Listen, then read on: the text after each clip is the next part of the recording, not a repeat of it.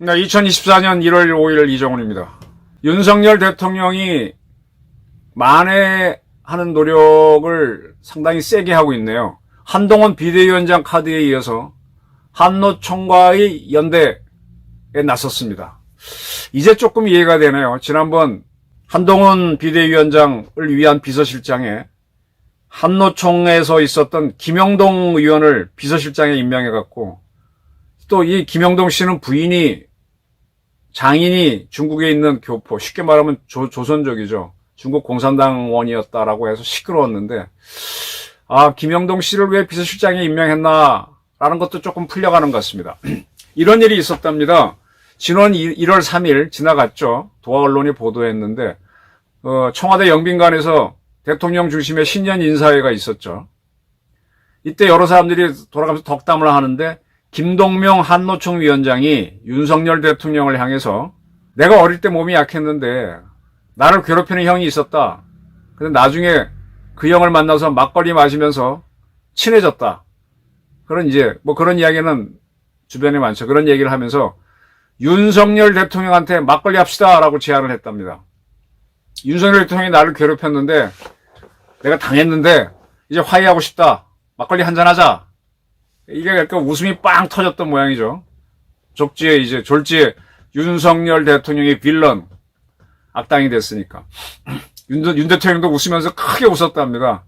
아주 박수가 쏟아졌답니다.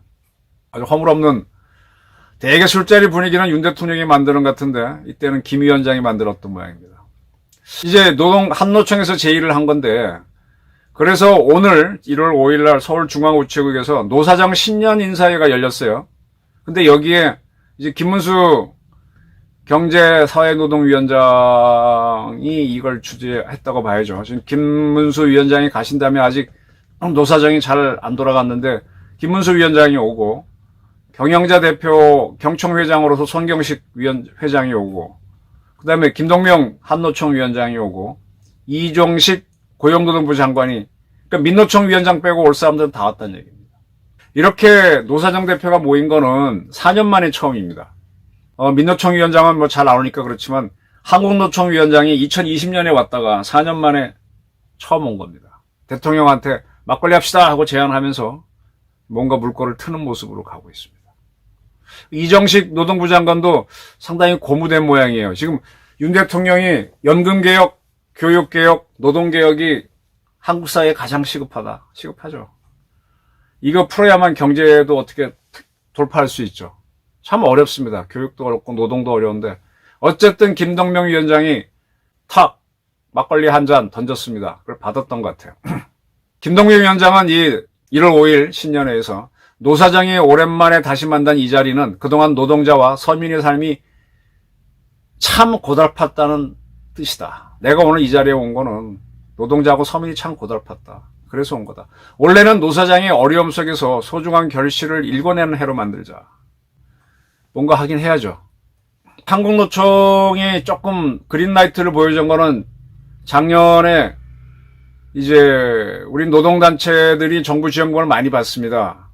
그러면 그 돈을 어떻게 쓰는지 공개를 해야 되는데 민노총은 그 돈 받아가지고 북한하고 내통하는 데도 쓴 것 같고 아무 회계장부가 없어서 문제였잖아요. 그래서 정부 돈 받으면 다 여러분들 그 사회적 기업 같은 거 혹시 하시는 분들 제가 아는 분들 중에 정부 돈 받아갖고 뭐 좀 하다가 룰 하나 어겼다고 돈을 얼마나 토해내게 하는지 굉장히 원망을 하던데 정부 돈 이 민간인들이 조금 받았으면은요 정말 더럽습니다. 공무원들 갑질 당해야 되고 감사받아야 되고 한국노총 민노총은 정부 돈 받는데 회계도 조사 안 받았어. 정말 꽃길을 걷었어. 문재인 정권 때.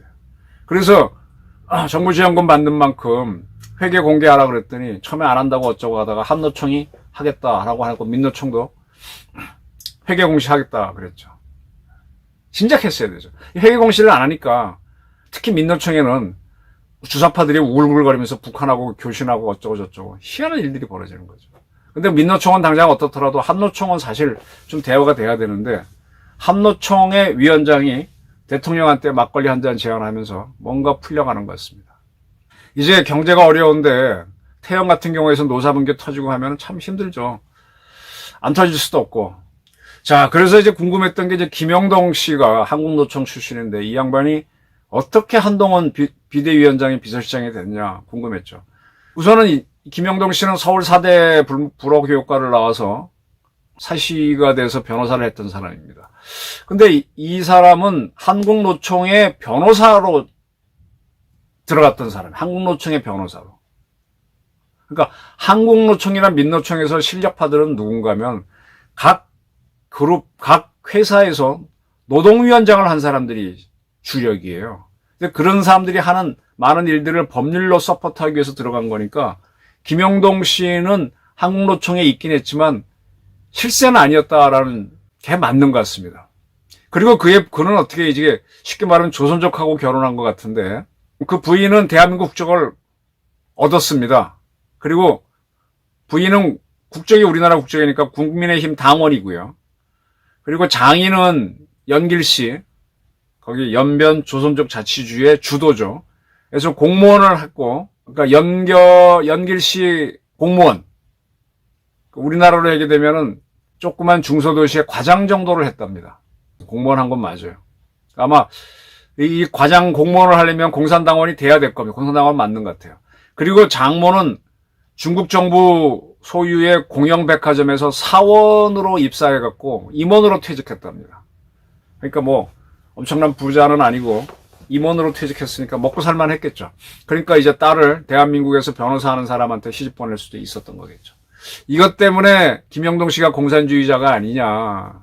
그리고 김 의원이 결혼할 때는 이미 장인 장모 모두 리타이어한 상태였고 현재는 공산당원이 아니다. 그리고 이제 김영동 씨가 한노총에 있을 땐가 민노총 간접단 총책 최근에 작년에 체포된 사람 그 석권호 씨를 응원하는 기고문을 언론에 낸 적이 있는데 그거는 2010년 그러니까 2023년에 민노총 강보 석권호 씨가 국가법원 위반 혐의로 검거된 거가 아니고 2010년에 기고한 거고 그때는 내용도 이 석 씨가 비정규직 노동자 권익 향상을 위해 노력한다는 걸 응원하는 거지 이념 문제는 아니었다. 한동훈 씨가 비대위원장이 되면서 왜 김영동 씨를 비서실장에 썼느냐. 그럼 이제 한동훈 씨가 나이가 이제 50 막 넘었죠. 그러면 자기보다 젊은 사람을 비서실장에 써야 됐고 그러다 보면 초선을 택해야 되고 그러다 보니까 대학교 몇 년 후배인 김영동 씨를 택한 것 같아요. 근데 이 김영동 씨를 한동훈 씨가 택한다고 그냥 택해지는 게 아니죠. 이 대통령도 오케이를 해야 되는 건데, 김영동 의원이 의외로 윤석열 대통령과 인연이 있는 모양입니다. 이분이 지금 김영동 씨가 안동에서 국회의원이 된 사람이에요. 한국노총 변호사 출신이고 특별히 정치적 야망은 없었던 이로 보이는데, 그가 안동에서 보수적인, 제 고향이 안동이라고 그랬죠. 전자 김영동이라는 사람이 국회의원인지도 몰랐어요. 된 거는 전적으로 안동에서 오랫동안 국회의원을 했던 김광림 의원 덕택인 걸로 지금 확인되고 있습니다. 김광림 의원은 지금 여당에서 뭐 정책위 의장도 하고 경제통으로 꽤 탄탄하게 국회의원을 했죠. 차관 출신으로서. 그런데 지금 국민의힘에서 영남에서 늘 출마하는 사람들은 이번에 출마하지 말라라고 하면서 확 물갈이 김기현 당대표도 나가고 막 이런 식으로 좀 추진하고 있잖아요. 이게 매번 반복되는 일이죠. 4년 전에도 영남에서 오랫동안 한 사람들은 좀 나가라 뭐 이런 게 있어서 김광림 의원이 내가 여러 번 했으니 또 고위공직자도 지내고 나이도 많고 하니까 본인이 나가면서 이 김영동 씨를 어떻게 봤는지 추천했던 모양입니다. 김영동 씨하고 김광림 씨가 나는 같은 김씨라서 본이 같냐 그랬더니 김영동 씨는 의성 김씨고 김광림 의원은 안동 김씨라서 서로 또 집안의 인연은 없었던 것 같은데 어쨌든 그렇게 해서 김영동 씨가 추천이 돼서 안동에서는 보수당에서 추천하면 무조건 되죠. 당선이 됐습니다. 그리고 난 다음에 별 정치적 지명도는 없던 의원인데 작년 대선을 앞두고 이재명 씨가 저희 고향이기도 한 안동에 가서 그것도 원촌마을에 가서, 원촌마을은 진짜 제 고향입니다. 거기에 264 기념관, 264는 저랑 혈육입니다. 혈육? 그렇지. 한 8대 조부에서 갈려 내려왔으니까, 뭐, 그리 멀리, 한 7천, 8천 들려나? 15천 들려나? 264 문학관에 가서 자기가 마치 뭐 264랑 인척인 것처럼 뭐 어쩌고저쩌고 하고, 그렇게 안동을 내 고향이다라고 설치고 다녔죠.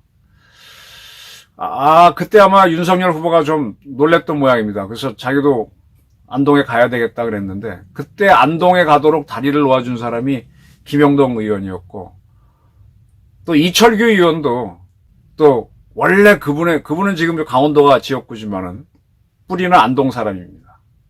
그래서 이철규 의원들이 나서서 이제 이쪽으로 갔죠.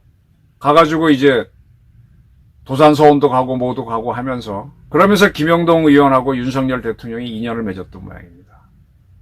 그런 상태에서 이제 노동개혁을 해야 되니까 김영동 씨가 국회의원이 될 수 있었던 이유 중에 하나도 한국노총에서 변호사 활동을 했다. 노조와의 관계는 어쨌든 정당한 풀어야 되니까 그런 것들도 김관임 의원의 추천과 더불어 공천을 받는 요인이 됐는데, 윤 대통령도 이제 그때 기억이 있으니까는 김영동 씨를 쓴다는 거에서 크게 반대 안 하면서, 뭐 그의 장인이 조선족이고 부인이 조선족, 이건 중요한 게 아니죠. 그래서 된 걸로 보입니다. 근데 이 하고 나서 보니까 이 김영동 씨가 비대위원장의 비서실장이니까 한노총하고의 관계를 풀어가는데 도움은 되면 되지 나쁜 역할은 안 되게 됐습니다. 지금 윤 대통령은 작년에 이제 좋지 않았던 일들을 밀어붙이려면 노동계와의 구조적인 어떤 관계를 풀고 노조 문제를 풀어야 되는데, 김동명 위원장이 막걸리 한 잔 던지면서 탁 받고 축축 나가는데 이미 하부 구조로서 김영동 씨가 비서실장으로 들어와 있었다. 이거는 뭔가 일이 풀려나가는 거죠. 그 윤석열 대통령이 어떤 정치적 만회와 총선 승리를 위해서 몇 가지를 준비했던 것 같은데, 이게 쉽게 풀려나가는 것 같아요. 반대로 이재명 대표는 피습을 당했을 때, 그 국민주당에서 얼마나 좋은 기회입니까? 부산에서 피습당했으니까 그거 잘 홍보하면은 총선에서 아주 유리할 수 있는데, 그 좋은 기회를 놓치고 오히려 119 헬기 불러 탔다가 오히려 치탄을 받고 있습니다. 한노총과 윤석열 손을 잡았습니다. 손을 잡는 모양으로 갑니다. 조금씩 윤석열 대통령이 그린라이트를 바라보는 것 같아요. 지금 뭐 김건희 특검, 대장동 특검 거부권 행사했습니다. 그거 갖고 티격태격 해봐야 그거 가지고 표가 왔다 갔다 하는 거는 이미 고정표라서 안 나올 것 같고, 이렇게 노조가 움직이기 시작하면은 여기선 상당히 많은 표가 왔다 갔다 하죠. 윤석열 대통령이 기세를 잡아간다. 네. 총선에서 신승이지만 신승을 할 것 같다는 예측이, 우리 최영건 씨의 예측이 맞을 수도 있다는 예측을 조심스럽게 해봅니다. 네. 감사합니다.